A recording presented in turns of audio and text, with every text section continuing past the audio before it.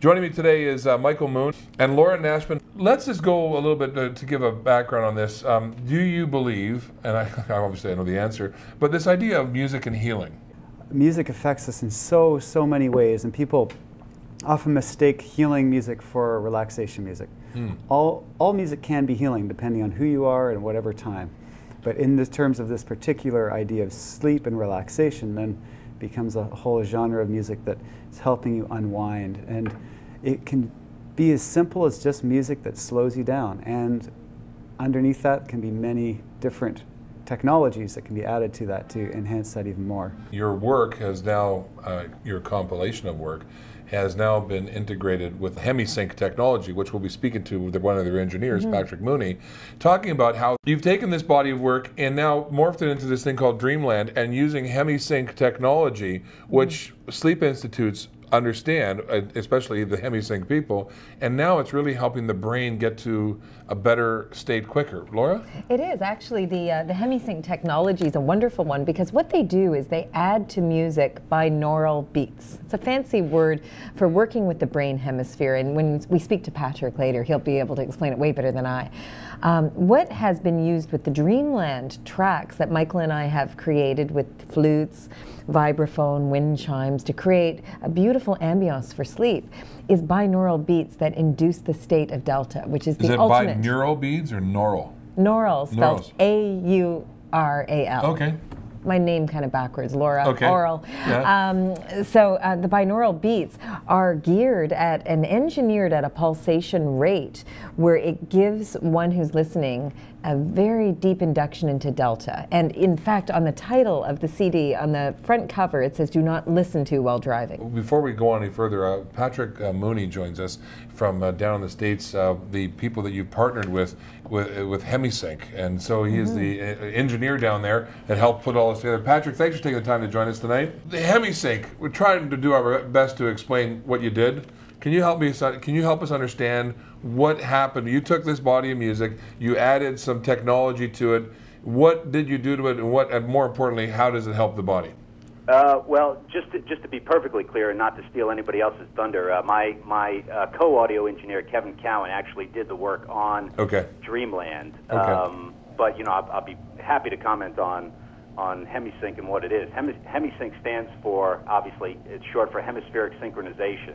And it's just the name of the binaural beat technology that Robert Monroe, who invented Hemi-Sync, this particular brand of binaural beating technology, and it basically stands for balancing both hemispheres of the brain and what happens to a person when their brain acts in greater synchrony. And you know, as you were talking on just a moment ago, one of the effects that we can induce with this technology is to help people sleep, and combined with wonderful music like Laura and Michael's, it really has a very powerful effect on people's consciousness. What is it now? What is a North American going through? I mean, you're saying balancing the both hemispheres of the brain.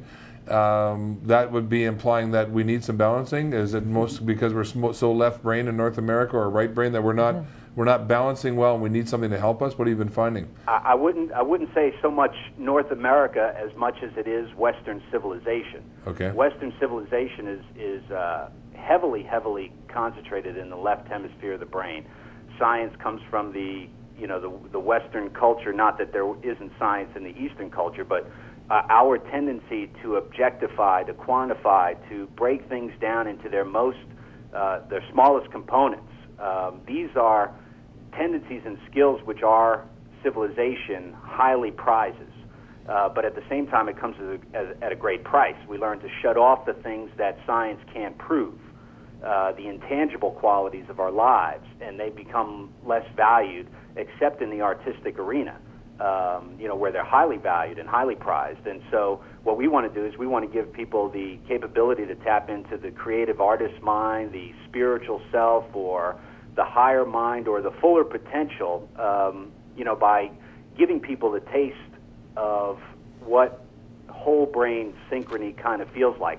Now, without Hemi-Sync, your brain goes into whole brain synchrony on its own from time to time. What the technology does is it helps to suggest via entrainment more of that synchrony, And once you recognize what that state of consciousness sort of feels like, then you can basically call it up at will on your own. There's nothing in Hemi-Sync that a human being in its full potential can't access themselves. So let me throw down to, we see the rise of autism, we see the rise of ADD. I mean, we know that there's some chemical imbalances. We see that people are, the bipolar things. A lot of things having to do with mental health, which, of course, is the mental state of mind.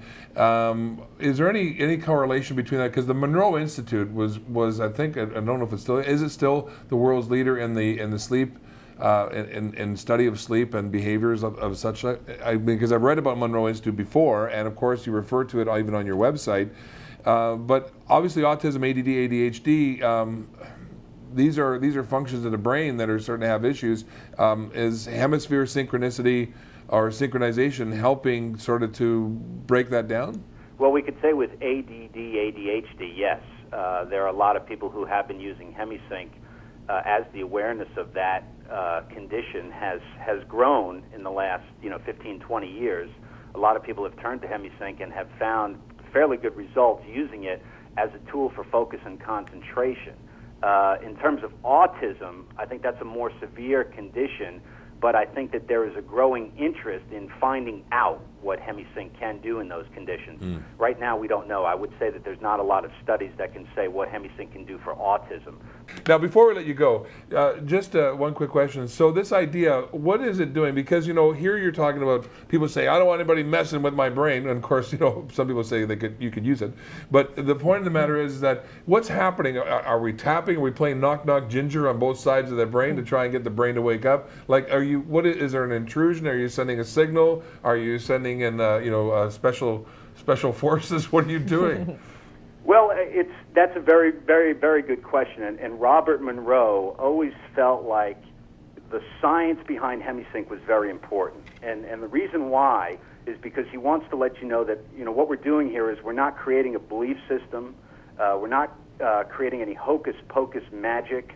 But more importantly, we're not doing anything subliminal or anything that is not beyond your control when you enter a Hemi-Sync experience. So, for example, you could always turn the CD off if you don't like, what you're hearing. Right. But basically, Bob Monroe felt that the left brain introduction to Hemi-Sync, which is what basically I'm doing with you right now, is I'm explaining this Hemi-Sync in sort of scientific, technical terms, is not really all of what Hemi-Sync is. He believed that Hemi-Sync opened a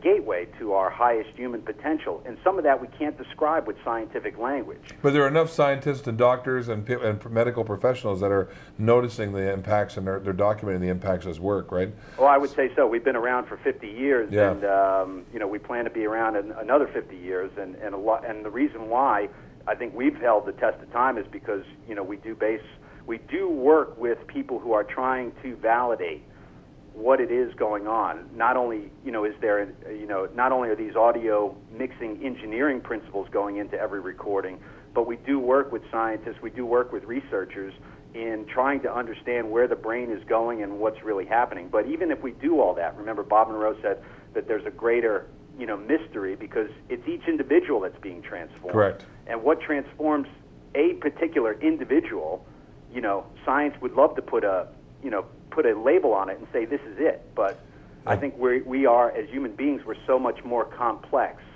than anything that we can look at under a microscope, and Robert Monroe believed that that was true as well, and so I believe even after all of his many years of refining the technology, he could not give you a 100% complete satisfactory explanation of what Hemi-Sync is. Right. But he just wanted you to know enough to have the experience. And then the experience will lead you to the greater unfoldment of yourself. Well, that's how drugs worked. All right.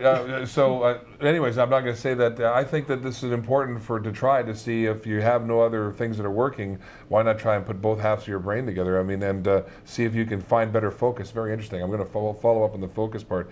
You know what? I appreciate you calling in so late, and thanks for being a part of the show. And we'll direct people to your site because you could get their CDs on their site as well. So thanks for taking time, Patrick. Good to have you with us.